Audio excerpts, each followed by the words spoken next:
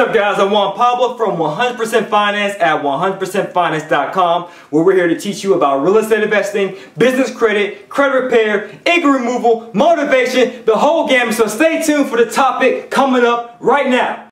Hey, what's up? Welcome guys. It's me, Juan Pablo from 100% Finance right here at 100%finance.com. Thank you guys so much for joining my channel. I greatly appreciate your viewership. So, what are you here for? You're here for some good content. Many of you out there in the YouTube world want to get into the multifamily investing game. Why? Because you can be a bit more creative in regards to your deal structuring. You can use creative financing and you get more bang for your buck. Why spend 4 months working on a 4 unit when you can spend that same time working on a 40 unit? What's the difference between a 4 unit and a 40 unit? Just that zero, baby. And we'll show you how you can do it, whether you have the cash or not, the credit or not. As long as you bring the time, the know-how, and the expertise to the table, you can get some deals done in multifamily investing, which we'll show you in our university. So before I give you the intricate details of the first call we have with the university, which is about the model, the business model to follow, right? As well as the market, how to find a market to invest in, whether it's a market that you live in or outside of your market, investing out of state, which I personally prefer and perfected. And the third M is how to get the money. So this is our first teaching that we had for our university students for the first class. And now we're opening it up for the second class. So hopefully we'll see you guys soon in LA. So LA, you guys will get a taste on September 24th, which is a Saturday. So if you haven't booked your ticket now, do it now! Check the link below in the description if you guys are there, because you will also get a taste of the university at the LA event. Again, see the link below. So back to the university.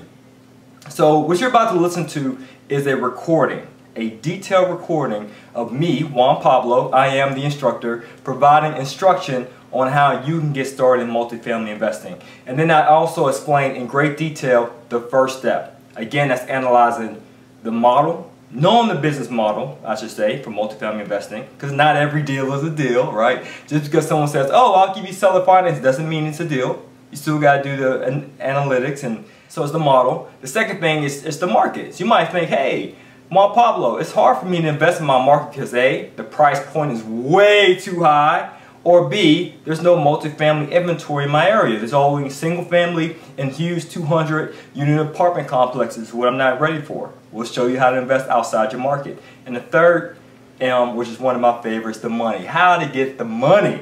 That's important, right? You gotta get the money.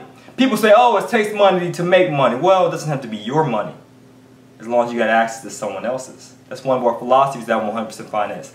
Use someone else's money to get rich, OPM, baby. And use your own money to have fun with. That's what it's all about. The lifestyle, baby. Normally I have my lifestyle shirt, but the weather's starting to change, so I decided to switch it up and bring back one of the old school shirts that we had. Okay, so now we have the first class. The first class is pretty fun. We have at a low introductory price for everyone, and again, it's a 4-month program. And we have a lot of students, about 15 students in the first class. So now we're opening up the door for the second class, so you too could potentially be a part of the second class. And what we want to do, just to kind of give you a teaser and insight as to what we actually do in the university. So the second class officially starts October 5th. October 5th. Got that? Jot that down, October 5th. But registration for the second class ends October 1st.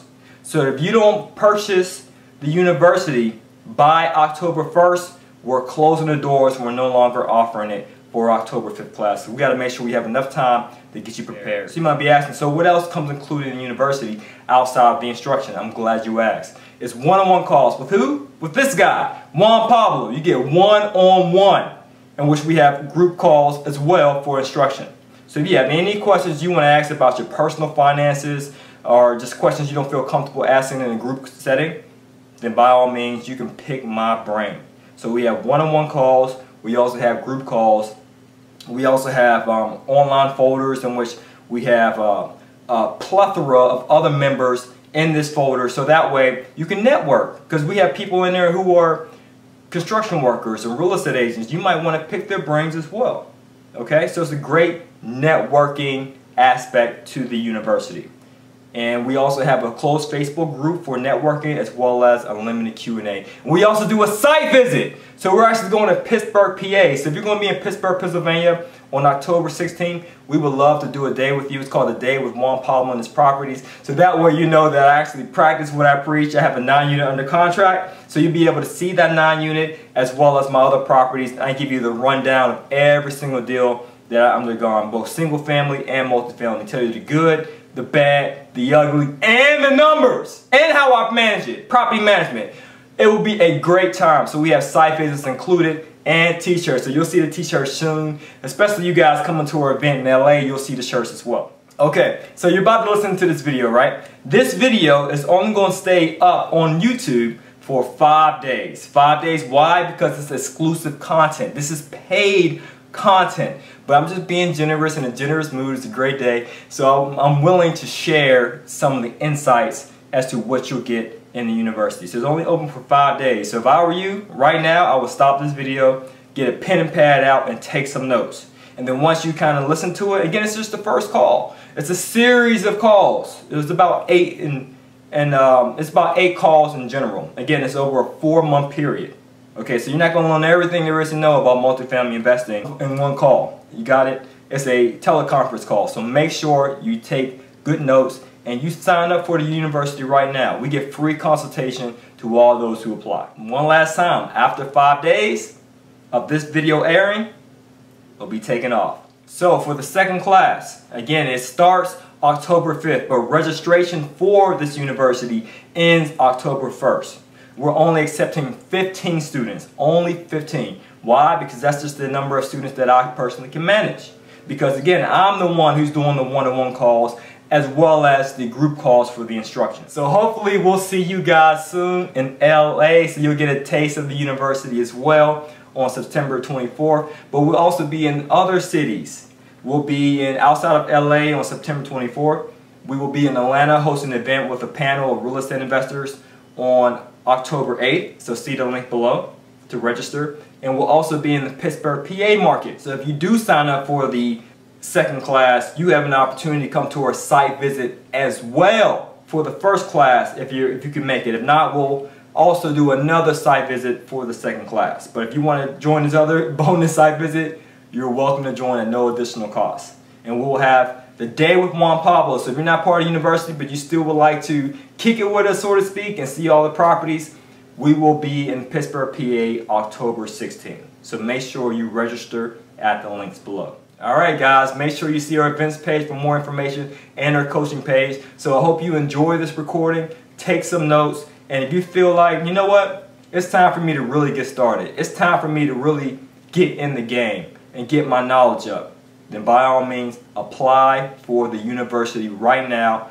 There are no upfront fees to apply. Only thing you have to do is apply, receive a free consultation, and if you're interested in moving forward, then we'll tell you the next steps to go. As always, it's to your success. Earn passively, live passionately, and sign up for a university. See you in LA, see you in Atlanta, see you in Pittsburgh, Pennsylvania, and we might even squeeze in Central Florida and Orlando. We'll see. Just check out the events page. As always, to your success, earn passively, live passionately.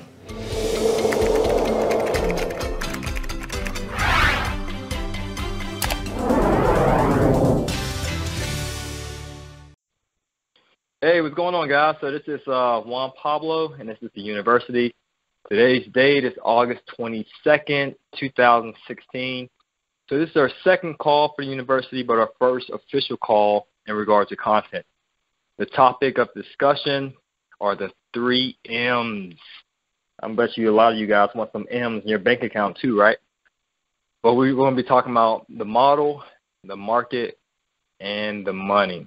And we'll also just talk about some other things as well in regard to the site visit and other administrative stuff about the university. All right, so let's get into it first. So I'm sure most of you guys, or all of you guys, definitely want to own some properties as of yesterday. You want these properties in your portfolio, cash flowing properties. But I know a common question that I receive is, well, where do I start? So where I like to start off first is by letting you know the model to look for. Before you go out there reaching out to mortgage brokers, reaching out to real estate agents and wholesalers and so forth, you need to know what kind of properties they should be looking for so they can so you can cash flow. All right, so the first thing I like to discuss is the 3 criteria. So these 3 things need to be met in order for you to purchase a property, whether it's a single-family home or a multifamily property. They have to meet these 3 criteria. No compromising, okay? The first thing is it has to cash flow. So some of the stuff may sound basic, but I have to break it down because sometimes in events I might say something and people just have different definitions, so I just like to clear the air. What I mean by cash flow is this. It's a simple formula. Your gross revenue minus all your operating expenses minus your debt service equals profit in your pocket. The bottom line. So just to clarify, it's your gross revenue. So that can be laundry. Like today I went to the bank to deposit coins because I have coin laundry, so that's additional revenue. Of course, it can be rent. It can be vending machines and so forth. You manage your operating expenses, such as if you have a property manager, property management fees, taxes, insurance. You pay utilities, include that. Expenses that are used to operate this building. And it can also include reserves for maintenance as well as vacancies. And for maintenance and vacancies, we normally like to, for C areas, meaning if you had a criteria between A being a really great neighborhood where you have Starbucks and Whole Foods and things like that, the D type area, D as in David, meaning you feel somewhat unsafe to enter that neighborhood. In the C area, you definitely want your reserves to be somewhere between 10 to 20%. And that's for 5% for vacancy and 10 to 15% for maintenance. Okay, so your gross revenue minus your operating expenses, including reserves, because you need reserves, and then you subtract your debt service. So your debt service can be your monthly mortgage payment. It can be using your business credit cards, and you have to have minimum payment on that. It could be your private lenders. You might have a friend or family member lend you money, and you owe them a monthly payment. It can be partners, if you partner with someone and they own equity in this partnership. And it can also be seller financing and so forth. So everyone you got to pay, pretty much. That's the debt service. And then whatever is left over is your cash flow. Okay? And I said with the cash flow, minimum, you want about $100 per unit. But you want to aim for about $200 per unit. So if you get a 10-unit, settle for $1,000 a month cash flow, but you want to aim for $2,000 a month cash flow. Okay, and if I'm going too fast, let me know. If you need me to explain anything or break it down further, let me know. So again, this thing is designed for you guys in mind, so I don't want anything to go over your head. All right, so that's the first criteria. It has to cash flow. That's the cake, okay? Next thing is you want to get it 100% financed, meaning you're obtaining an income-producing asset with little to none of your own money required. And if you want to break it down further, if you do have savings, if you do have savings and you're not financing it, which is okay, you make sure that the cap rate is at least 15% or higher. The cap rate stands for capitalization rate, and that's a gauge that shows you the profitability of this asset.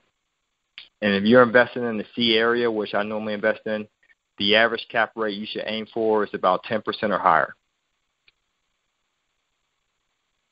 Okay? So you want to make sure that you get it 100% financed, or if you use savings, because you might have savings, there's nothing wrong with using your savings for investing. But if you're using savings, just make sure that you have a decent cash-on-cash return of about 15%. 15% or higher. So the first criteria has the cash flow. Second criteria, it has to be obtained with 100% financing. So that way you have an infinite rate of return on your money. So if you learn this skill, there's no limit to how many properties you can do because you're not using your own money. And that's another philosophy that we share at 100% Finance.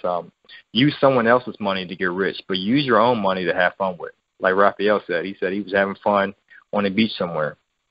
Use your money for that, to enjoy life, but use someone else's money to make money. Okay. All right, so the first criteria, again, cash flow. Second criteria, I was about to say infinite rate of return, but 100% financing. And third criteria is you got to have a way to improve the value. So when I say value, you can improve it through three different ways. First way is you can buy with built-in equity. So what do I mean by that? You might have, let's say it's a 5-unit for $100,000. And you might say, you can't get no 5-unit for $100,000. Well, I actually purchased a 5-unit for $99,000 in Pittsburgh, Pennsylvania. So a deal like that is possible. So in that scenario, I purchased, it was actually a 4-unit and a single family under one deed. So it's considered 5 units. Those are actually 2 properties, a single family house and a 4-plex.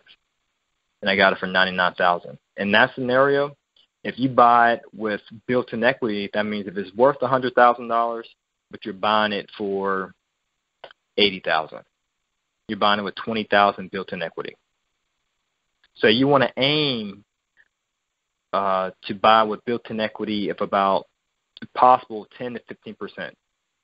So what I mean by that is, you know this property is going to be worth $100,000. Try to get it under contract for about $90,000 to $85,000. So that way you can refinance and pull your cash out later, which we'll get into later in the university. But I'm just giving you the model to follow and also including some metrics in there. Okay, so that you can actually apply this stuff. So again, for the value is breaking down to 3 parts. The first part is built-in equity. You're buying it less than what it's worth.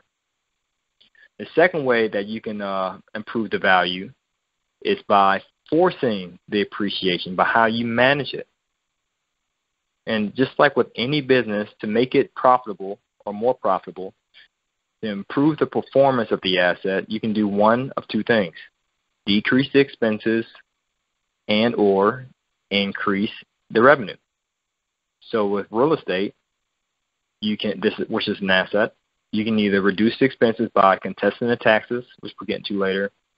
You can reduce the expenses by putting energy efficient lighting or light bulbs, reducing the toilet size in each unit from a 3-gallon tank to a 1-gallon tank, having water conservation kits on all the faucets to reduce the water consumption. You can also reduce expenses by having well-insulated walls and windows if you pay for gas, utilities to reduce the gas bill, and so forth. And also shopping around with different insurance companies to get a competitive rate. There's a lot of things to reduce the expenses. So when you reduce the expenses, that has a positive impact on your value. Okay? And the other thing is, of course, increasing the revenue, which is easy. You can either A, do rent increases, in which some cases I've bought properties where cash flowed a little bit, but I knew there was ways for me to increase the value because they were under rented. So when a tenant left, I'll do some minor repairs and get a tenant that was paying market rate rent. And you can also increase the revenue by adding other things to it, such as if you find out there's a basement, you might want to put coin laundry down there and put a vending machines. Or you might increase the revenue just by how you manage it, by charging people application fees. You know, charging people an early termination fee if they want to move out before their lease expires. Cleaning fees if they don't leave their apartment in a room swept condition and so forth. So property management alone, if you self-manage it, by the way, can increase your revenue as well as increase the value of the property. Okay? So again. Hey, Juan, I have a question. Sure.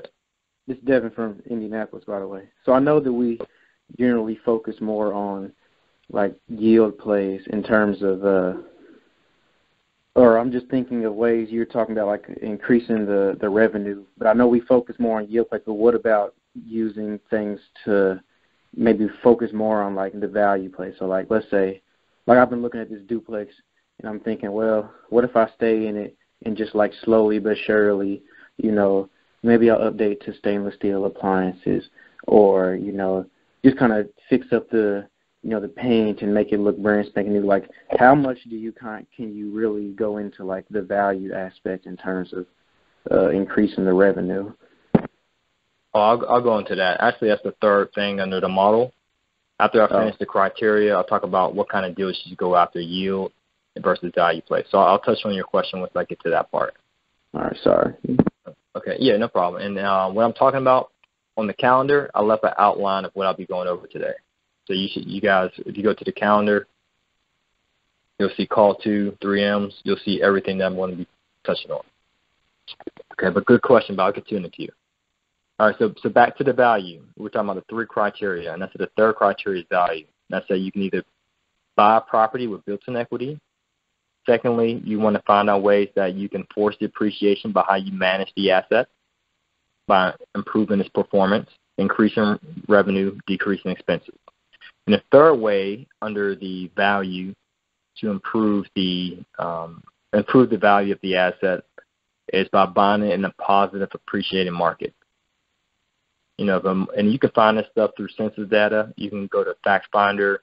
You can reach out to real estate agents and so forth to find out the appreciation rate of a certain market.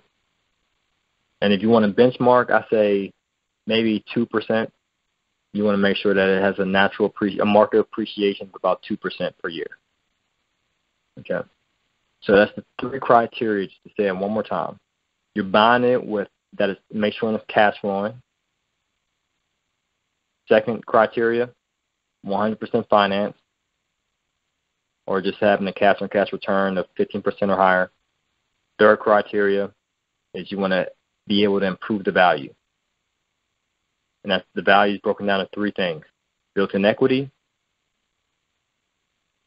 forcing the appreciation by how you manage it, and buying in an appreciating market. So most people, they focus on the value aspect, you know, get that huge payout at the end. Nothing's wrong with that. But just keep in mind, I said earlier that the cash flow is the cake. The appreciation or the value is the icing on the cake. You can eat cake without icing, but you can't eat icing without the cake. So you always want to invest for cash flow first and foremost, and then it'll be an added bonus if you can really get value at the end of it, whether through a cash out refinance or selling the property. And just to answer your question, Devin, I'll just go ahead and answer it now. It's cool if you get a duplex in which you want to improve it by having better quality appliances or countertops or floors in the property, or adding the bathroom, adding the back deck, putting central air in there, adding a half bathroom, whatever the case may be. Just make sure that it will cash flow first. Okay. As it is now. Like I said a few moments ago, I bought properties that are cash flow, not major, but a cash flow, and then you can do extra things to add value. And of course, if you're adding value, you want to make sure you get more bang for your buck. That's why it's important to work closely with an appraiser. Because, like, for example, I had a distressed single-family house, a real estate-owned property, a bank-owned property, beat up. Everything from the basement to the ceiling needed repair. So I hired an appraiser before I got this property under contract. And I said, hey, there's some improvements or value I would like to do to improve the appraised value of this property. But, feel free to give me your expertise. And he says, all right, if you had a half bath in here, it will improve the value by $4,000. So I went to my contractor and said, hey, how much would it cost to add a half bathroom on this first floor? Instead of it being a small pantry closet, it's right below the bathroom upstairs. Let's make this into a half bath. And he said that would cost $2,500. So that makes sense for me to add the value. It'll increase the value of the home by $4,000, but it's only costing me $2,500. So I did the same thing with the deck. The deck, I forgot the price, maybe $2,000. It cost me $2,000. And the appraiser said, yes, it'll increase the value by $5,000. So what you don't want to do is what they call putting lipstick on a pig. So if you come across a situation where you put in marble floors in the house and it's costing you $10,000 to do this, but it only increases the value by $4,000 because it's in a bad neighborhood, that you don't want to do. Okay. So you have to work closely with an appraiser.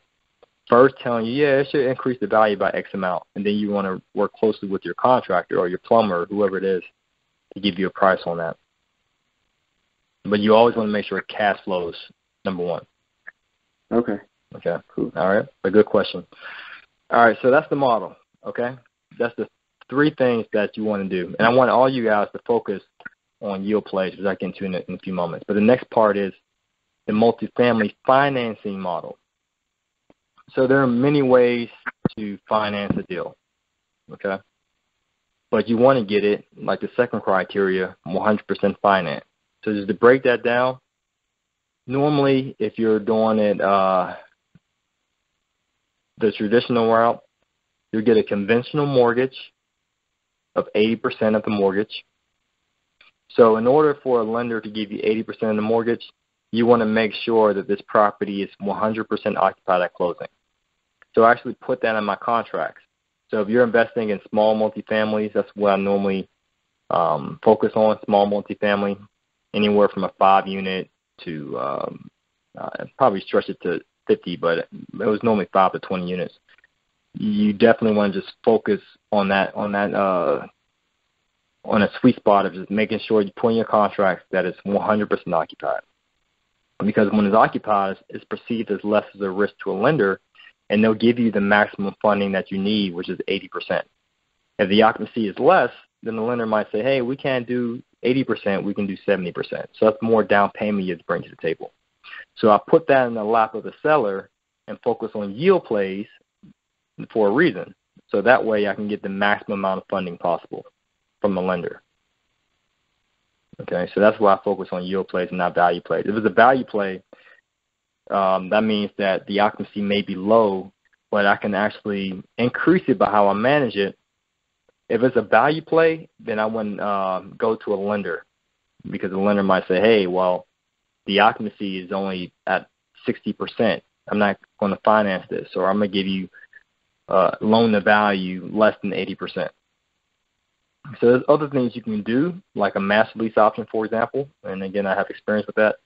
But I chose to do a master lease option because I knew I had to improve the value first before I went to a mortgage lender.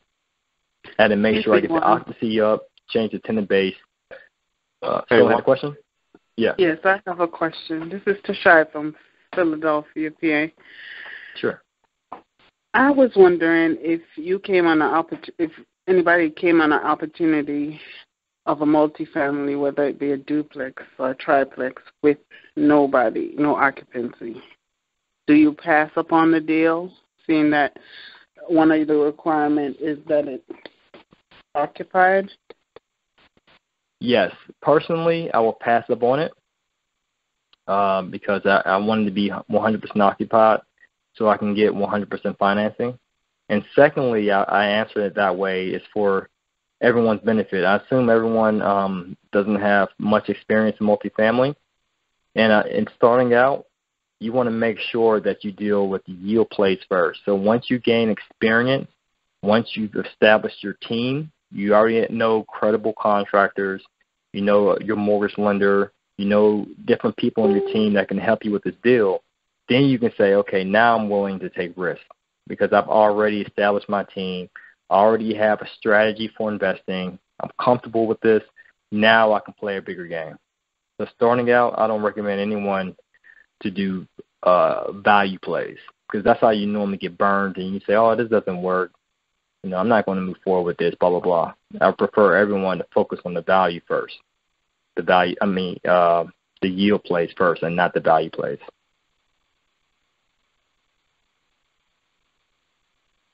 Especially if you're investing out of state.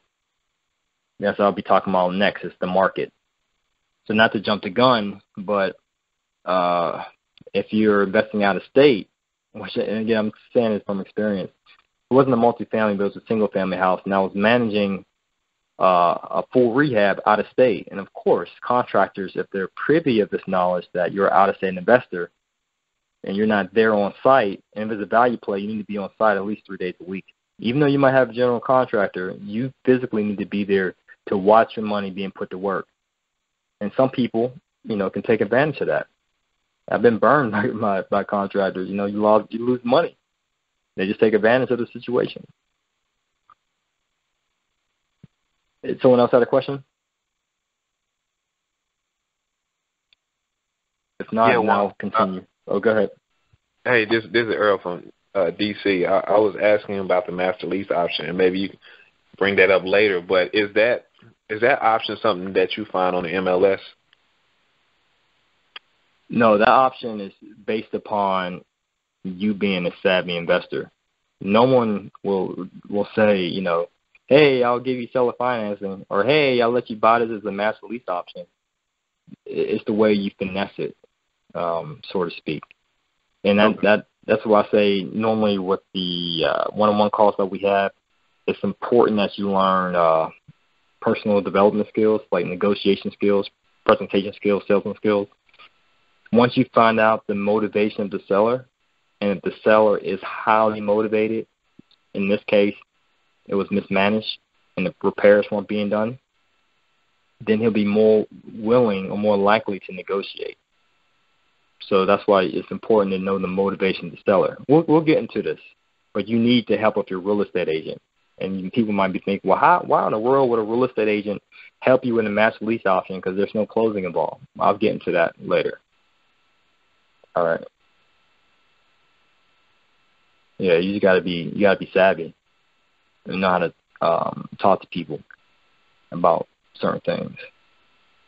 Any other questions before I move forward? Yeah, Juan, it's Devin one last time. Just want to make sure I got everything that you were saying about just the multifamily financing model. So just you wanted 100% occupied at closing, and when you apply for the conventional mortgage, you want that to be 80% of like the your 80% of the total LTV. Yeah, loan to value. Okay. All right. All right, cool. Yeah, LTV. All right, so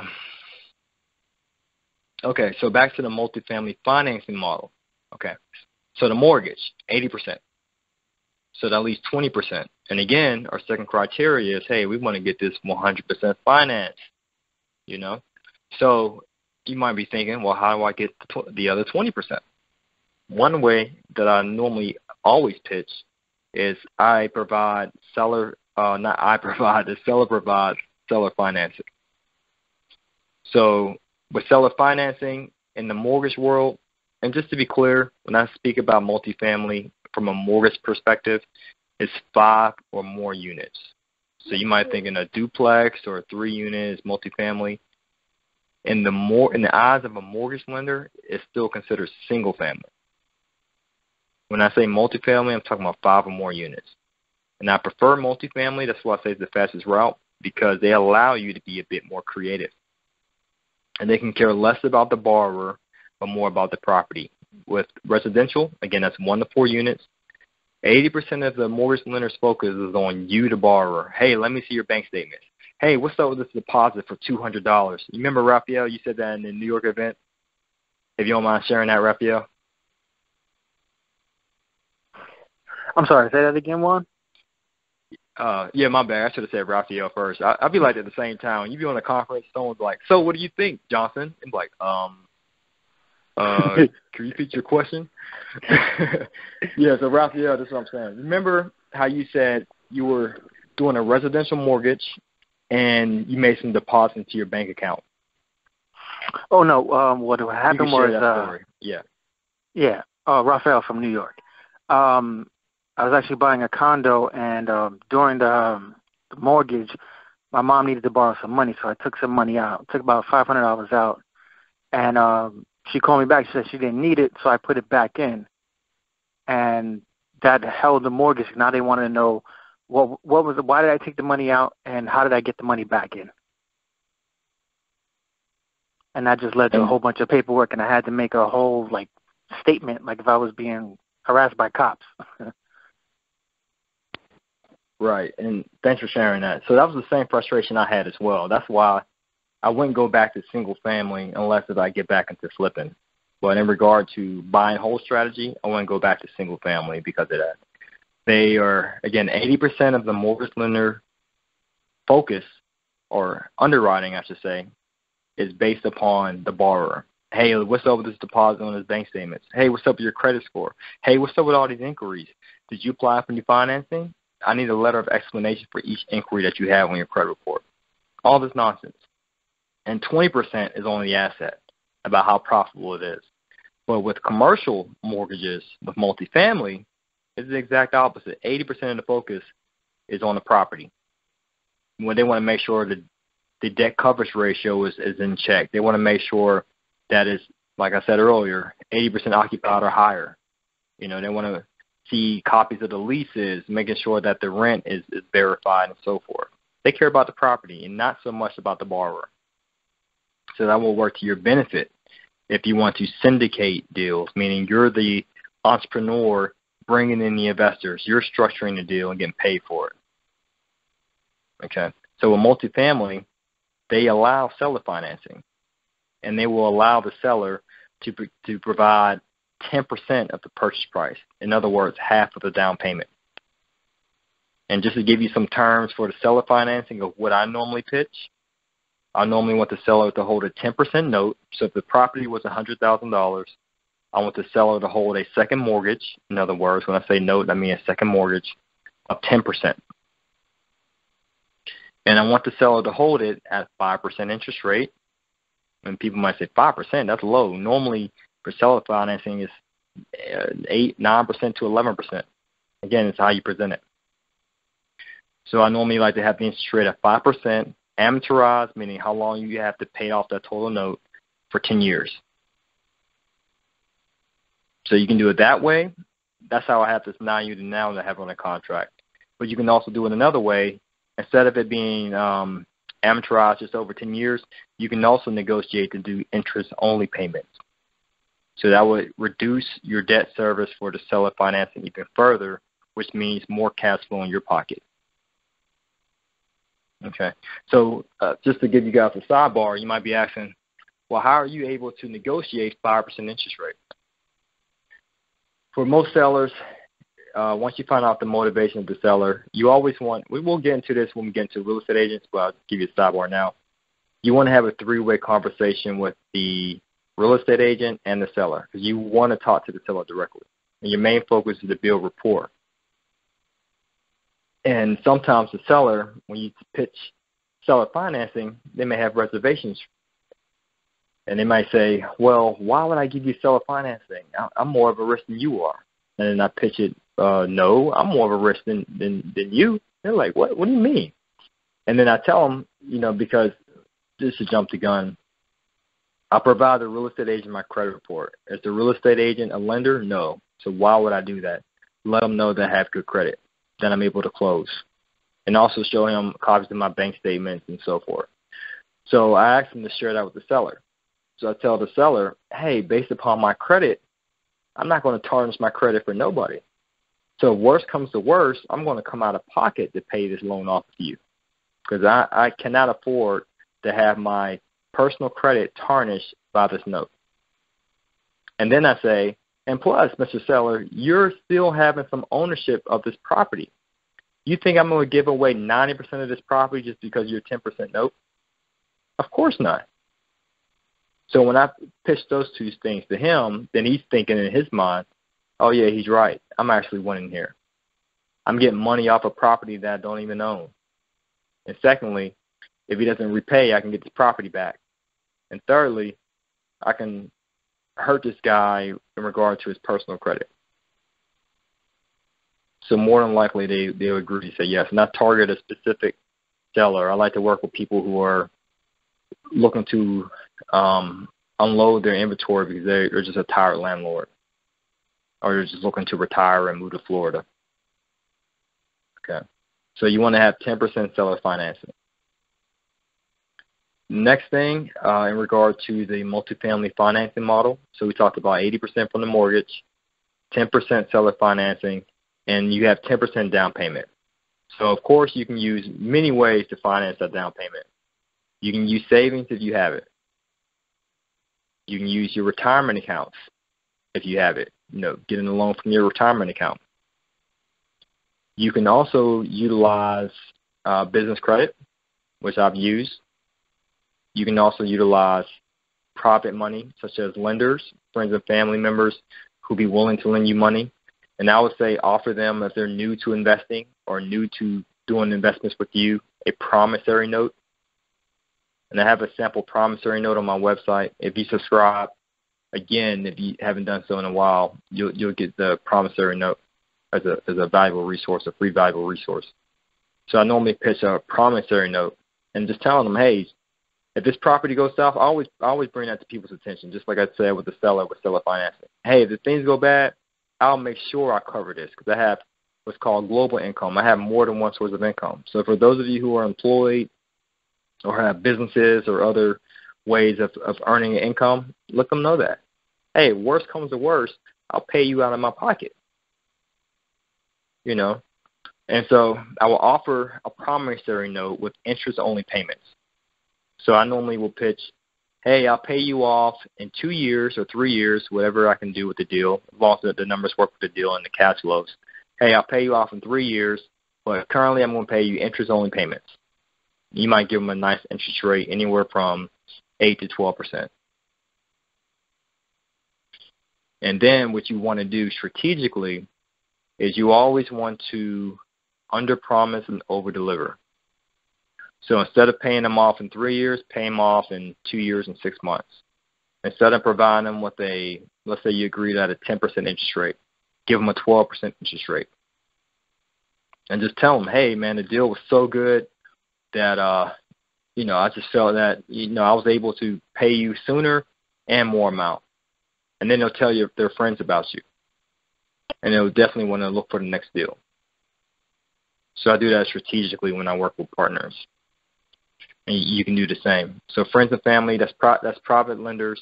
You can also do equity partners, meaning people who invest with you. So it's like a syndication. You can have them bring the money to the table while you bring your time and expertise to the table to do a deal. Other ways to finance a down payment is business credit. If you can get access to other forms of financing, whether it's doing cash out refinance from existing properties that you own, or doing a refinance off other assets you may own, like a car that's free and clear, pulling the cash out of that. You can use all those various means, but just make sure you be mindful of your debt to income ratio when you're using debt from your personal finances, because that may have an impact on the mortgage if your debt to income ratio is way too high, out of whack. But it doesn't matter, as a sidebar, that doesn't matter if you have less ownership in the entity. If you have normally if it's less than 90% ownership that you have in a limited partnership, if you're doing a syndication, a mortgage lender is not going to care. They're not going to look at your credit. I closed on 11 unit in December of 2015, about a week after I closed on that 13 unit, which was the master lease option in the same month. And I had 19% ownership on paper. And then they didn't even ask me for any of my financials.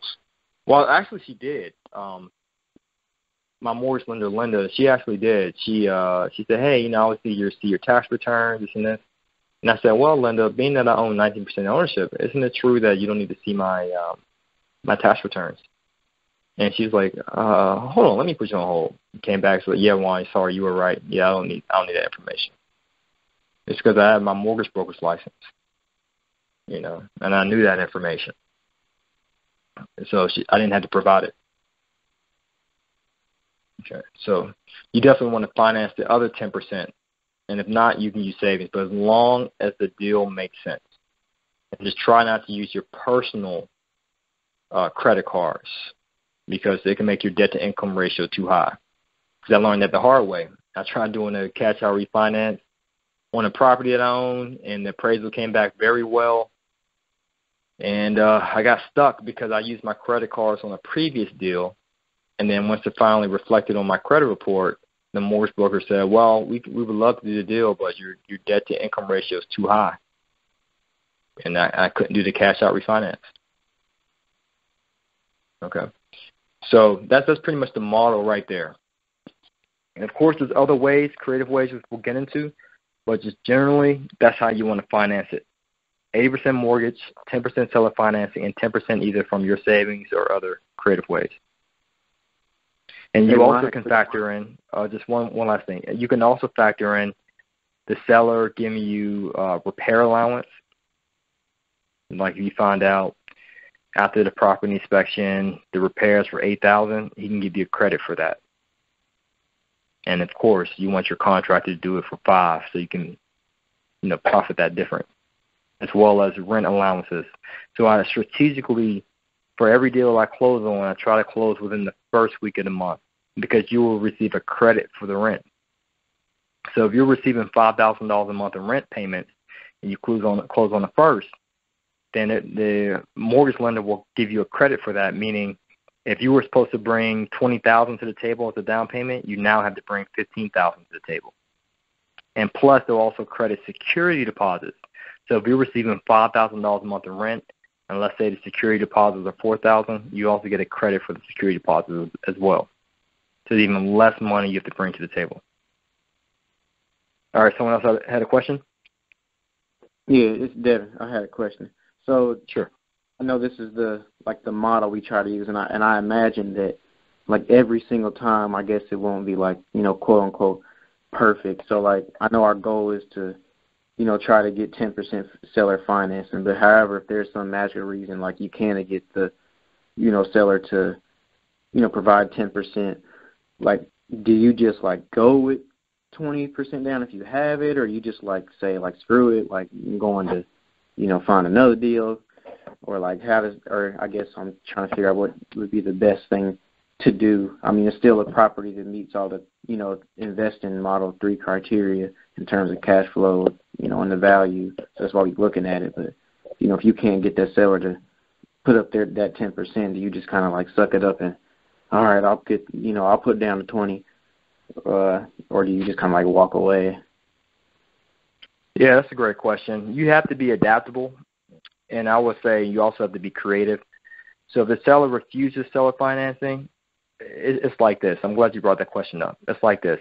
It's like a negotiation thing. You have to give some and you have to take some.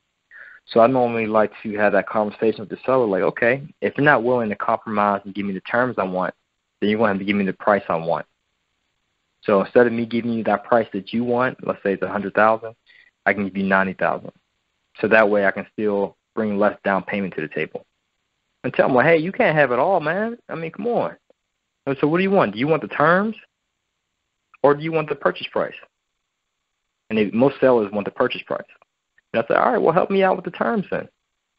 And if I still am not able to, if he was not willing to compromise or were not willing to negotiate, and I didn't either have the resources or any other means to come up with the down payment, and then I'll just move on to the next deal. But I would try to, be creative and see if there's anything else that I can do. Hey Juan, this is Earl. Along the same lines, at what point do you, or with the negotiations, at what point are you going through these negotiations? Is this before you get on the contract? While you have it on the contract? When is this going on? Oh, good question. Yeah, before you get a deal on the contract, you present what's called an LOI. That stands for letter of intent, meaning if your real estate agent sends you a deal, you look at the listing, you either send it through an email or you can put it on a Word document. There's no formal document. I'll just put it on a Word document and say, hey, here's my letter of intent. I want to buy for $280,000, 10% interest rate, blah, blah, blah. These are the terms. And the seller can say, I accept your offer or I want to give you a counteroffer. So it's discussed up front. You definitely don't get on a contract and then say, hey, I want you to do seller financing. No, that's a financial freedom principle, which I discussed in some of my events, which is you evaluate all consequences up front. Before you sign on the dotted line, you know everything up front. The seller financing, the terms, 100% occupied at closing. Hey, seller, I need your tax returns reflecting the operating expenses on this property. I need the past 12 months of utility bills. I also need to see copies of the taxes and so forth. All that's discussed up front before you get this property under contract. And we'll get into that perhaps in the next call once we start getting into the process of finding deals. Right now, I'm just trying to educate you guys on the model to follow. And what I have a question, Ron. Sure. Mr. Shai from Philadelphia, Pennsylvania. When you do the cash out refinance, does that mean your debt to income ratio increase on your credit report? Yeah, it could increase, but if you're using it for investment properties, they normally allow that. Like I've done that plenty of times. That's like the only debt that's permissible. Like if they say, where are you getting a down payment from? Don't ever say I'm getting it from business credit or anything like that. Well, only thing, if you say, hey, it's through a cash out refinance to other property, then normally they accept that. Repeat that. I said that it's permissible if you're using a cash out refinance to use as a down payment for another property. But I said just make sure if you're using debt, because the cash out refinance is debt, make sure that you don't say something along the lines that I'm using a credit card for the down payment. Okay. And just to revert back to Devin's question about, hey, do you pretty much stick to your guns, or are you willing to negotiate? The seller says no to seller financing. I always go back. Like first, the seller said no for this 9-unit. He said no to the seller financing, and then I, talked to him again. Then he says, well, I talked to my attorney. I may be willing to do it if there was a personal guarantee involved. He said, but I'm not going to give you 10%, which was I think $282,000. It was the purchase price, so $28,200. He even probably said, I'll do $28,000 or I'll do $26,000. So it was not 10%. It was more like 9 or 8%. But as long as the numbers still work, I said, all right, that's cool. Yeah. But that's what I'm here for. So if you guys get some deals, not if, but when you guys get some deals, we'll look at it together. So you can leverage my experience. So you won't be going into a deal blindly. All right, so I think that's it with the kind of deals you should go after. So yield plays versus value plays. You want to go for yield plays, meaning it's 100% occupied, so there shouldn't be too much repair, just cosmetic repairs, and nothing like extensive repairs, like nothing wrong with the foundation, with the roof, all the plumbing and electrical needs updated, none of that type of stuff. Already occupied. As soon as you close, you're making money. Like I said, you get a credit at closing because it's occupied. Okay, so that's pretty much the model that you look for. The next M is the. I have a question. I'm sorry. Who's this? This is Takia from Atlanta. Hey, what's going on? Hey, nothing much. Earlier, you had mentioned something about per door cost, and I know that I was looking at a property, and it wasn't a multifamily unit. Technically, because it was only 4 units, but one of my investors are looking at it, and it's 4 units. It's fully occupied, and it's bringing in only $3,000 a month. So how do you estimate what a good price per door for, for a property like that? Yeah, if you guys look at the calendar, I'm actually going over that now with the market. It says homework. What market will you invest in? C, cap rate, door price, blue collar, transitioning, etc. So if you guys can follow along if you're near a computer. If not, then that's actually the next point which I'm getting to. It's the market. Okay. Yeah. So, and this is a homework too. So the question is, what market will you invest in? So this is the market I normally look for. I invest specifically in Pittsburgh, Pennsylvania, but I normally look for neighborhoods that are C-type neighborhoods. C-type neighborhoods, it's not the Starbucks and Whole Foods. It's not the bang, bang, shoot 'em up, I'm scared to jog at night. It's more so an area in which there's low income but low crime. So mainly blue-collar workers, and I like to focus on a market that can have the potential of transitioning into a C+.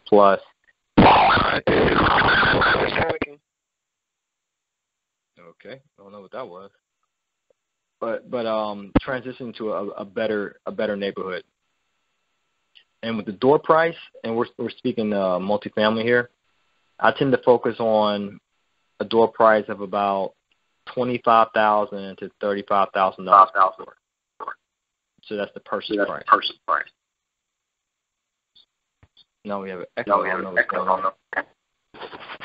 Yeah, if your phone is not on mute, if you can, just push your phone on mute if you're not speaking.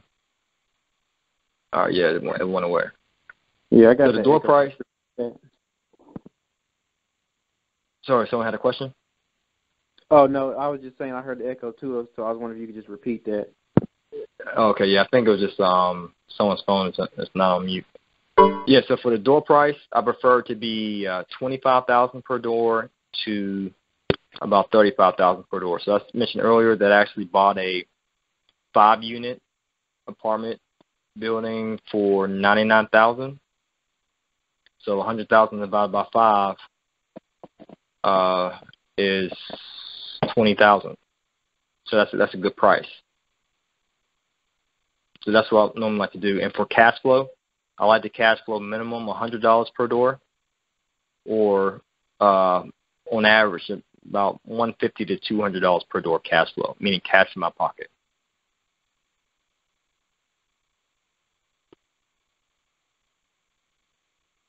And I normally like to stick to small apartment buildings, anywhere from 5 units to 20, but I want to increase that to 50 if they have it available. Does anyone have any questions about that so far? Okay. Yeah, hey, Juan? So pretty much, yes. Yeah, hey, it's Ralph from New York.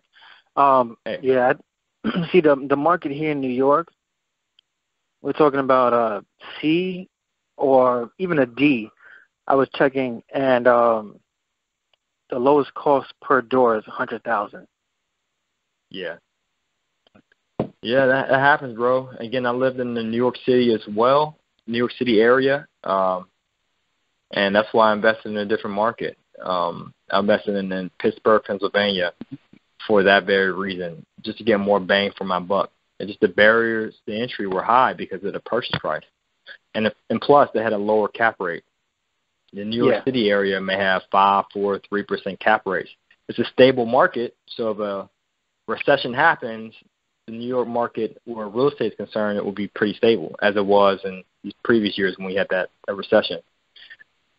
The downside is you don't get that much bang for your buck. So if you want to quit your day job ASAP and you don't have hundreds of thousands or millions of dollars in the bank, then you may have to explore a different market. Yeah, that's the thing I'm trying to. That's how do I figure out what market? See, that's where I'm stuck at. Oh yeah. So we'll get into that shortly. All right. So okay. So that's what I invest in now. But I have the same situation. So I guess to my next point, my story about selecting my market. So getting started in real estate investing, I initially bought a 2-family in Jersey City. It was close to New York City, where I lived in one unit, rented out the others. And I had somewhat of a Airbnb model. This is before Airbnb existed, but I used to have my own business called Easy Rooming, where I would provide rooms or short-term housing accommodations for international students and interns, as well as medical students who were on a rotation, doing a residency or what have you. And I used to make some decent money off of that, so I lived there for free. But I wanted to buy more properties. You know, I was doing that business, but it was a lot of work. It's like running a hotel, so to speak, and a lot of turnover. The average person will stay maybe a month or 2 months, but I had people stay for maybe 2 weeks, 3 weeks, to as long as 3 months. And I always had to advertise. I always had to clean up. It was a lot. You know, it's very time-consuming. And I also provide them with food, tours of New York City, the whole gamut. So it took a lot out of my time outside of my 9 to 5. So it was a good business. You know, I was making money in my young 20s. But I really wanted to own properties, and my main focus was owning multifamily. But I knew in New York City and in Jersey City, it was kind of tough. So I've been going to, the first thing I did was I went to a networking event about real estate. And one of the guys, he came up to the group, and he just closed on the deal, so everyone's congratulating him. And then the facilitator asked, hey, Steve, just tell us about the deal. So he was going over the numbers, talking about the cap rate and a lot of stuff that didn't make sense to me because I was new. I didn't know what the hell they was talking about. But I just know, like, man, I gotta reach out to this guy. I gotta connect to this dude because he look like he's on to something. And everyone's giving him high fives and stuff. I was like, yeah, I gotta reach out to this dude. So I immediately attacked this dude and said, hey, what are you doing afterwards? He's like, what do you mean? I'm like, after this meeting. Didn't even know the guy. And he was like, nothing. I was like, yo, let's go out to lunch. Your choice. So we went out to lunch. And started asking him about the market. You know, how are you able to invest in Pittsburgh? Because I was actually born there, but I didn't live there. I moved to Atlanta when I was a young kid. So, and it's not like I went there every Thanksgiving. So I wasn't too familiar with the market. And he was like, yeah, you don't have to live in the same market where you invest.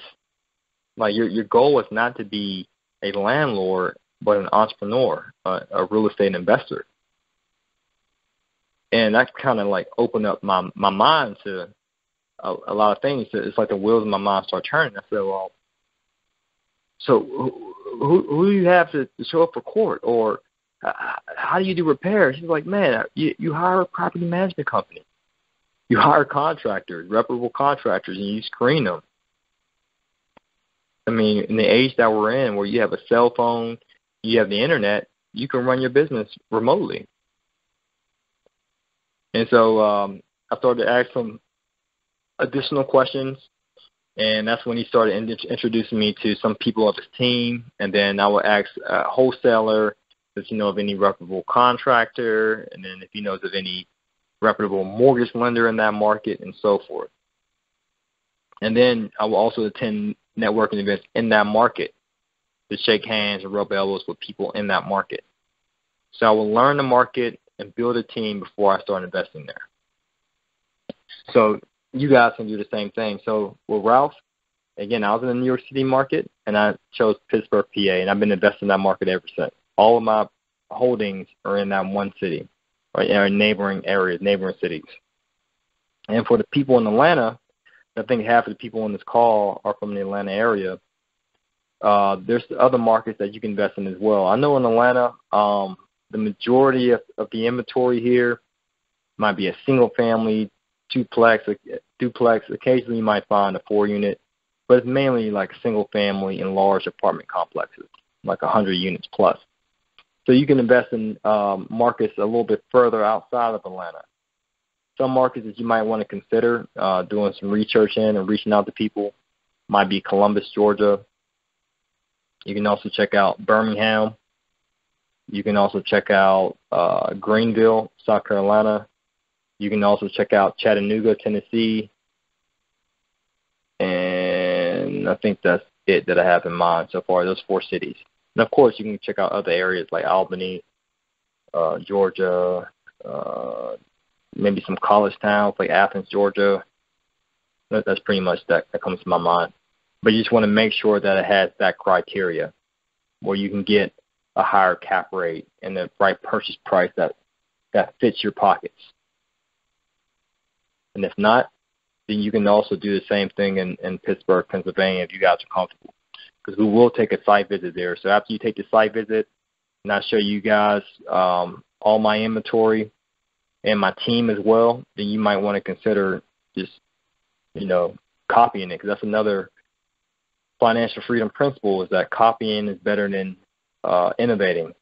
You want to duplicate someone's efforts that's successful at it and add your own twist or flavor to it and go out there and do it on your own. Eventually you may get it, but you may experience bumps and bruises along the way, and it may take you longer to get to that level of success. So that's what most people do. They copy, and that's what I did with my friend Steve. I copied him. Why waste time trying to do it on my own if I can just copy him over just by treating him to lunch or whatever. All right, so that's pretty much my story. So I'd say the same thing to you. And again, that's your homework. You have to figure out the market you want to invest in. So if you want to invest in your backyard, And again, nothing's wrong with that. If you want to invest in your backyard, I want you to tell me the next call the following. What's the type of neighborhood? A, B, C, or D as in David? What's the cap rate? Based upon some of the inventory, you know, if you're reaching out to real estate agents, what's the average price per door? And what kind of tenant base is it? Is it mainly like white collar or blue collar? And this is in an area that may be transitioning, so that way you can help with the value. So let me know about your market. And if your market is like if you're in Raphael's case where he's in New York City, where the cap rate might be 3% and the price per door is $100K, then you might have to tell me about another market you're considering. It could be Hartford, Connecticut. I have some people who invested there. It could be Newark, New Jersey, but that's more like a D-type area, so you got to be careful in some of those neighborhoods. There could be some areas in South Jersey, you know, and so forth. Okay. All right, so that's about selecting your market, and I want you to, again, that's your homework for everyone. So I want you to tell me about your market, and if it's not a decent market numbers-wise, then tell me about another market you may invest in. And I gave you guys several cities so far. Just to repeat, I said you can try Hartford, Connecticut. I also said Newark, New Jersey. You might want to try some areas in Philly as well. That's not too far from New York City. You can also try Pittsburgh, Pennsylvania, where I invest in. You can try Columbus, Georgia. You can try Birmingham, Alabama, Albany, Georgia, Chattanooga, Tennessee, Greenville, South Carolina. So those are some cities in the Northeast as well as the South. So I think the majority of people on this call are from those two areas. So I'm giving you guys an assist. So hopefully you guys can dunk that thing. Next call, homework. All right. So that's the market. Any other questions about the market? Yeah, I had a quick question. Devin. Okay, go ahead. Yeah, Devin from Indianapolis. So our homework is to, you know, figure out like the type of area, the average price per door, the cap rate if the area is like transitioning for, you know, whatever market we choose. Is this something like, you know, your friendly like real estate agent, you know, would know, or just kind of things you figure out digging up? And could it be something that where you actually like tell the real estate agent you're working with, like, hey, I'm looking for these like specific or this specific criteria. Are there any like neighboring, like super close cities, you know, nearby that, you know, match this kind of thing? Great question. Normally it would be your real estate agent. Your real estate agent who focuses on multifamily. So it wouldn't make sense talking to a buyer's agent who deals with single-family homes and ask this person this question. They might not know this information. But real estate investors, commercial real estate agents, I meant to say. They would know that information. And if you attend any local real estate groups in your area, and if you find fellow investors, then you might want to shake their hands as well. Because that's the same way I found out about my market. I reached out to people who were actually doing deals and just picking their brains. Okay, thanks. Yeah, no problem. So you can do the same thing. That's why I always preach, man. You got to network with people. Especially if they have an abundance mindset. They don't mind sharing their contacts or sharing the information that they know. If someone's not willing to share, just say, all right, on to the next. All right, hey, Juan. So the next, yes, go ahead. It's Raphael again. How about using a LoopNet? Do you think that's a good source? Great question. LoopNet, I use that strategically to find real estate agents, not necessarily to look at properties or to analyze markets. I only use that to find contacts to build my team. Okay. But not to say that you can utilize that. Just personally, I haven't used it for those reasons. I only use it just to find multifamily real estate agents. So if you want to use that to find multifamily real estate agents, then by all means you can do that. Yeah, to try to contact them to pick their brain, and, give them cap rates and things like that. Mhm. Yep, absolutely. Okay. All right. So the next M. So we talked about the model, the business model to follow for multifamily. We talked about markets. The next one is money. So what you want to do is you want to find the money. So you want to find mortgage brokers in the market that you want to invest in. And if you don't have that market as of yet, you want to find mortgage brokers that you can get a pre-qualification from. Or sometimes in commercial, they might not give you a pre-qualification letter, but they will tell you if you're pre-approved or not. So that's your next homework assignment, is you want to obtain a pre-approval letter or some type of confirmation, whether it's in an email or stated to you over the phone verbally, that you're pre-qualified for a mortgage. Because when you talk to these real estate agents to ask them about markets, you might say, yeah, right now I'm in the middle of getting pre-qualified for my mortgage company. So that way you're putting an image in their mind that, okay, this person, he's making sure he's getting qualified. So this person knows the game. He knows what he's doing, or she knows what she's doing. So make sure you say that to your real estate agents if you choose to reach out to them to do your homework about the markets. But, yeah, I'm in the middle of getting pre-qualified right now, but I just had some questions. Hey, well, I had a quick question. Mm-hmm. So I actually had talked to a mortgage broker the other day, and I got pre-approved. And I was just wondering, I guess based from your experience, how accurate is the pre-approval compared to like what you'll actually like get, if you qualify for the mortgage? Is it usually like spot on or like couple, like $1,000 off or so? Like, I just want to know what your, experience was with that. With the pre-approval, I normally found a property that was a little bit under the pre-approval price, because you want a deal that fits your pocket, so to speak. So if you got pre-approved for $150,000, you want to be looking at a property for $200,000. But normally it's spot on. After they looked at your financials, and then if they say, yeah, you pre-approved for this amount, then it's normally spot on. I never had an issue with that, saying, oh, we can't pre-approve you for $150 like we told you initially. We can only approve you for $149. I never had anything like that happen. Okay. Yeah. Okay. So you want to reach out to a mortgage broker and not banker, unless you already have those relationships, and it's understandable. And the reason why I say a mortgage broker is because a mortgage broker shops around to find you a mortgage. So if you go to like a major bank, let's say Bank of America, they can only offer you mortgage products that bank has.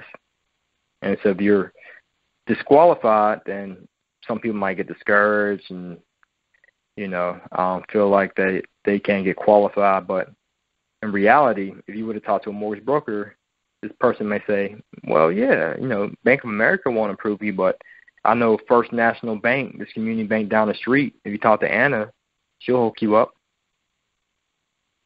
So on a Facebook group for the ebook, someone asked a question about that, because he was saying that he tried going to a major bank, got denied.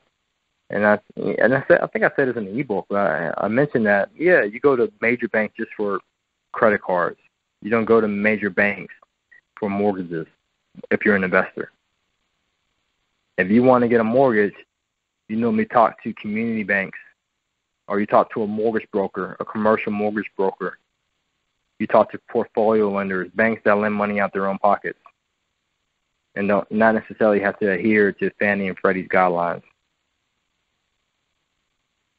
So that's what I work. I work for small banks for mortgages and the big banks for credit cards. Okay. So next point. Wait, Juan. Yeah. Yeah. Hey, yeah, because you gave me that for homework. I actually called about 10 companies. Okay. And I only got a response from one. 10 mortgage brokers. That's the reason why I say reach out to 10. I say that on purpose. This is the same thing I say about real estate agents. We'll get into in a future call. You have to reach out to 25. It's because not everyone's going to work with you. Some people are mortgage brokers, but they're not really interested in entertaining new clients. Some people are lazy. They're employees at the end of the day, or they're self-employed. So if you're self-employed, if you're an employee, you're either working for someone else or you're working for yourself. You might say, man, I'm burnt out. I'm tired. Or you know what? I'm just shooting the breeze. I don't feel like entertaining other clients. It's like you got to tap into the mindsets of other people, and that's what you got to do as an entrepreneur. And sometimes they're lazy. Not all of them, but some of them are. You know, and they just don't want additional business. Like me, for example, I'm hungry. I can always get more business. You know, if you say, hey, Juan Pablo had a question. Do you guys offer this type of service program? Well, we do now. You know, where's the check at? You know, some people are just not as hungry like that. And so that's why I say you have to reach out to 10, because out of the 10, it's a numbers game. Real estate investing is a numbers game and it's a people's game, if you haven't gathered that information by now. It's a number game because you might look at a number of deals. You have to reach out to a number of people to build your team. And one more quick question. Sure. The pre-qualified letter, do they have to run your credit? Yeah, I was actually getting to that into my next point. Yeah, so in the future calls, I will put the outline. If you guys can look over the outline first, so that way, you know, I will just get into it as we move along. Okay. But yeah, that's the next part. So with the homework, I have get pre-approved, and I have a dash. And the first thing I have there is credit. So with the credit, of course, you don't want them pulling all these hard pulls on your credit report. And I say this with any type of lending you're trying to obtain. You want to already have your credit report in hand. You can use creditchecktotal.com, privacyguard.com, a recent credit report within the past 30 days. And you want to show it to them. And you tell them this ahead of time. Hey, I know you got to run my credit, but I'm trying to avoid, you know, you pulling it because of the inquiry, but I have an updated credit report. If you can look at this in my other financials, such as, you know, W-2s, tax returns, and so forth, whatever he requires, would I qualify or get pre-approved for a mortgage? And then if you look at your credit report in concert with your other financial documents and it says, yes, you will get approved. However, we still got to run your credit report with our system. Then you can give him permission. But if he sees your credit report that you brought in hand and says no, then you just save yourself an inquiry. But still ask him for his consultation. Or ask him or her for the consultation and say, hey, Mrs. Mortgage Broker, can you please tell me what I need to do to qualify? What's holding me back? And have that person tell you specifically what you need to do. Oh, is it my credit? What's on my credit? What do I need to do? You need to get your credit score to this amount. Or you need to remove some of those derogatory items. So your debt-to-credit ratio is a little high. Have them give you the specifics, not just a denial, but what can I do to get qualified? Okay. So, again, you want to get pre-approved and provide them with a copy of your credit report, and they may require you to fill out a personal financial statement as well. I have a sample one if you subscribe, and if you've subscribed in the past and you didn't receive it, just subscribe again. You get it as an instant download of all the free valuable resources, as I mentioned earlier, so you can fill it out. Or they might have their own spreadsheet for you to fill out because they want to see what your net worth is or if you have a net worth. And just keep in mind, if you don't get pre-approved right off the bat, don't worry. You can still do real estate without having the prettiest of credit, without being able to qualify for mortgages. It just may take you a little bit more time. You might have to network a little bit more, and you may have to be just a bit more creative. But if there's a will, there's a way. I always like to compare being an entrepreneur to being a drug dealer. If a drug dealer's corner got shut down, that dude will find another way to set up shop. He'll find the loopholes. Just like a corporate lawyer if you want a more positive analogy, they'll find the loopholes in the law to win the case, and you have to be that same way. That's pretty much how I came up with this whole business of 100% finance, is me trying to find the loopholes to get into real estate with having no money and having bad credit. So I started credit repair business. I had bad credit. So even though you might have some shortcomings, it may be a silver lining in store for you. Just make everything positive. Like, I'm going to make a YouTube video shortly about it. Like, there's no such thing as losses. If something unfortunate happens to you, just count on the blessing, because you never know what can be in store for you. You know, you might learn a valuable lesson from that perceived loss, and that lesson can turn into a potential business for you. Okay. You got to have it. Like, I never met an entrepreneur who was successful who wasn't positive. I never met an entrepreneur who was successful and complained or had a pessimistic attitude about life. Never. All right, so enough with that motivational stuff. All right, so we talked about the homework. Next thing about the homework is you want for the people I've done one-on-one, I know I owe some of you guys one-on-ones, but for the people so far, we talked about the questionnaire, and we talked about getting access to the capital.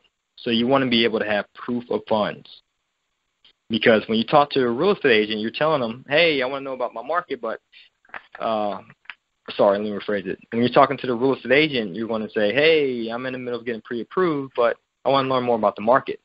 You also want to have your proof of funds, because I use that as well with a real estate agent to show them that, hey, I'm credible.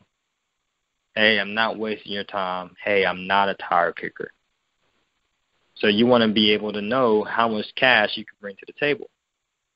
So if you haven't done so already, with your balance sheet on your personal financial statement, you want to see all the capital that you can bring to the table. Not just you, but have access to. You might say, hey, I know a friend or family member who can potentially provide me with funds. Let me reach out to that person and solidify some things. Or, hey, I can do a cash-out refinance due to my investment property or my personal residence. Or I can get cash out of my car because I own it free and clear. Or I can borrow money from my retirement account. Or I have business credit cards that I can get access to. So just try to think of all the money that you can come up with, whether it's from you, your business, friend, or family member. So I want you guys to tell me, this is your homework, all the capital that you can get access to, the grand total. So you might say, oh, I can get access to $50,000. Some may say, I can get access to $300,000. And then tell me the minimum payments you have to make every month. So we're talking about specifics here. So if you reach out to a family member and say, yo, cousin, yo, cuz, you know I love you, right? You know what I'm saying? You know I'm good for it. Let me borrow $20,000. I know you're making that good money, and I know you ain't spending it because you're cheap. Let me borrow $20,000. Then that cousin may say, all right, on what terms? And then you have to solidify the terms. And I already told you about a promissory note. And again, this is recorded, so listen to it over again. I already told you about a promissory note that you can pitch them at somewhere between 8 to 12% interest-only payments, paying them off in 3 years and so forth. You can get it notarized, or you can get a document. If you don't want to use my document, you can have your attorney do it. You know, whatever makes your cousin or private lender feel comfortable, and just get the specifics, because that's what we talk about here. It's not that it's me telling you, oh, this is the model to follow, but I'm going to give you metrics. Pretty much everything I tell you to do, I gave you numbers that are associated with it. So I want to make sure that you're actually doing this stuff.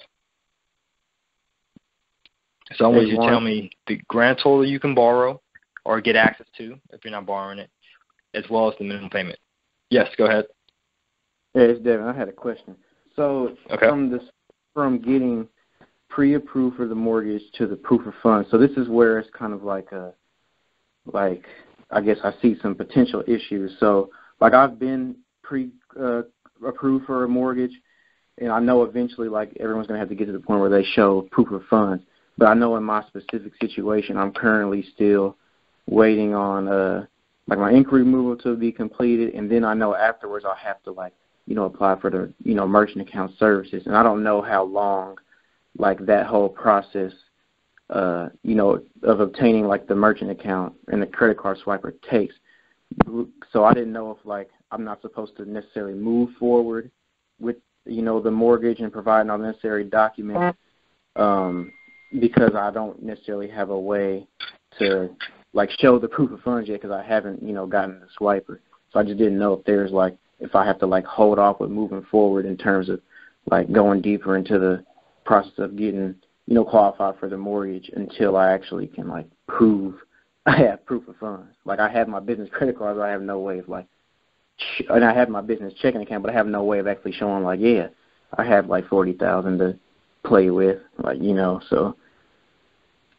Yeah, just to give you guys the background of Devin's situation, he has business credit, and he wants to use that towards a residential mortgage, okay? So with residential, as I mentioned earlier, and Raphael confirmed it, they are nitpicky with every single thing, especially deposits, looking at your bank accounts. So to answer your question, Devin, if you want to convert that credit into cash, you have to play, the waiting game, because you have to wait until the inquiries are removed. Then you have to wait for the merchant account to approve you. Then you have to convert it to cash. Your answer is you just got to play the waiting game, because and once you are able to get those inquiries removed, get the merchant account, convert it to cash, you have to let that cash sit in your bank account for 2 months, because they check for your past 2 months of bank statements. So if you don't want them to raise any questions as to, hey, where you get this money from, then you have to let it sit. The only way around that is if you have it deposit into an account that's not like a personal account of yours. Or if you deposit it and just say it was a gift. If you said your parents gifted it to you, they allow gifts up to a certain amount. So if your mother signs some document, get it notarized, that, hey, my parents gave me a gift for the down payment, then that's permissible. And you can avoid that 2-month seasoning requirement, meaning letting that business credit sit in your bank account for 2 months. Hey, Juan? So you have to wait on, just 1 second. So you have to wait on moving forward with that deal and finding deals until after you get that money situation straight. Okay, so that makes sense. So now when I like remember listening to your videos, you saying, hey, if you have the the money and the credit, it should take you like 3 months to do a deal, and out of that 3 months, the 2 months is probably just money sitting. Yeah, so it takes some time. That's why I say I use business credit for multifamily, so I can dance around that seasoning requirements. A mortgage lender's not going to ask you, hey, where'd you get this down payment from? Hey, was this money in your bank statements for the past 2 months? They don't ask that for multifamily. So again, that's why I say I choose multifamily for a lot of reasons. Well, yeah, that's one of the reasons too. I was just saying. But you're doing residential though. Yeah, I was just saying my situation would have been like the same, because this is like would have been my first deal anyway, whether it had been like multifamily or single family, and I was utilizing business credit and needed the swiper. So like, I'm saying that would have been the same. Right. But now I'm just glad I know what to do. I know I have to play the waiting game. So thanks. Oh yeah, no problem. And who else had a question, Ralph? Yeah. About the gift. When I did the condo, I got a $9,000 gift from my family member. Mm-hmm. Exactly what you're talking about. And at the end of the year, I didn't have to pay taxes. They said if the gift is $10,000 and less, then you don't have to pay taxes on it. So you got that, everyone? Hey, Juan, quick question. Sure. Kind of along the same lines. So I'm a general contractor here in D.C., and I have clients that pay me with a credit card using QuickBooks, and it goes directly in my account. And I also been approved for business credit, and I'm just like really tempted to see if I can swipe the card and it's going to do the same thing, but I didn't want to draw any red flags. But is that something I can do? Yeah, that's a great question. My question is this. Are the business credit cards, are they under a different name? The business, is it under a different name than your credit card processor? Or is it the same name? Like if your company is ABC Contracting, Or are you processing ABC contracting credit cards under ABC contracting merchant account? If it's that answer is a yes, then yes is a red flag. But if it's two different business entities, XYZ and ABC company, then yes, you can move forward with it. But now it's the same company. No, I mean I can just I see what you're saying. I need to check on that because I can't remember what name it in. But I can also just set up an LLC and get an account merchant under that name, and then I should be correct. Good. Then that should be fine. And again, I'm not a CPA. I'm not a tax professional. I'm not an attorney. All right. So CYA, if you don't know what that means cover your assets, consult your attorney, consult your accountant.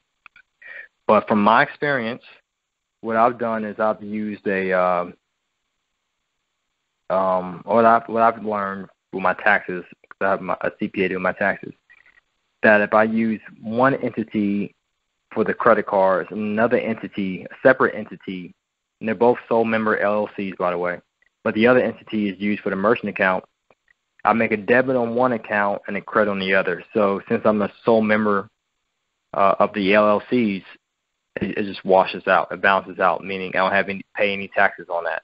Because when you do have a merchant account, it is reported as revenue on your 1099s. So on one business, it will be reported as revenue, but the other business will be reported as an expense. So you can avoid paying taxes on it. But again, it's up to you to CYA. So that's why I work with professionals. People always ask, yo, where'd you get that master lease option? Well, duh, from an attorney. Or hey, how'd you do that with the investment strategy, or did work with CPAs? Yeah, they cost a pretty penny, but they're worth their weight in gold. I want them to save me as much money as possible, because like once you get into a different way of earning income, one of your main focuses is just keeping money instead of paying it to the government, which yesterday I had to pay $13,000 in taxes for 2015. That's just for federal, and an additional $2,500 for New Jersey, and I still have to pay Pennsylvania and Georgia state taxes. But I would have been paying more if I didn't have that CPA. All right, so back to the homework. So proof of funds, as I mentioned, the top amount of money you can get access to, and tell me what's your minimum payment. Okay. And then next thing is, if you can't get pre-approved, or if you don't have proof of funds, then you may want to talk about partners. So this is a point of partnerships. You're strong where someone's weak, meaning you have the know-how and the time, and the other person has the credit and the money, so you can partner. So you will have to reach out to partners. And as I said earlier, if you don't bring this stuff to the table, then you may have to delay your process to get your deal. You may have to be a bit more creative. You may have to have partners and so forth. So just keep that in mind. Hey, Juan. Okay, so yeah, go ahead. Yeah, so I'm just going back to like the proof of funds, and I remember you saying like the money has to sit for 2 months. Like, what is like the start date, which starts like the counting of the 2 months, like the day like it enters your account from when like you swipe it? Oh man, to cut you short, it just depends on your bank. I mean, I think you said you have Chase Bank, but I don't memorize. Okay, Chase, when do you start your reporting period and when do you end it? You have to look at your bank statements and see that. Every bank is different. But normally, generally speaking, they normally have bank statements from the first to the last day of the month. So they ask you for your past 2 bank statements. So you have to look at your bank statements with your bank and find that information. I wouldn't know. Oh, you can find that. Okay, thanks. Yeah. You have to look at your bank statements. If you look for the past 2 months, for July and June, and you can gauge and say, okay, I see the banks. The start date is around this day of the month, and the end date is that day of the month. But I won't be able to tell you. You have to look that up with your bank. Thanks. Yeah. Okay. Any other questions about the money?